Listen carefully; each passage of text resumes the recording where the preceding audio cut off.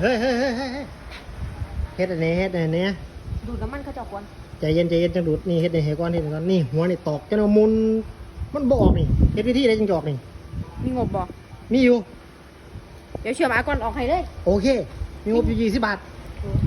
ไปเร็วเอาก่อนกะเอาก่อนเร็วด่วนสิได้นอนนี่เนาะออกบ่นี่ไปต้องออกบ่นี่ ไม่ต้องไอ้ก่อนหรอกมันเปลืองงบเลย ด่วนๆเวลาจะเบิดด่วน คนมาๆโอเคโอเคบ่เป็นหยัง เอา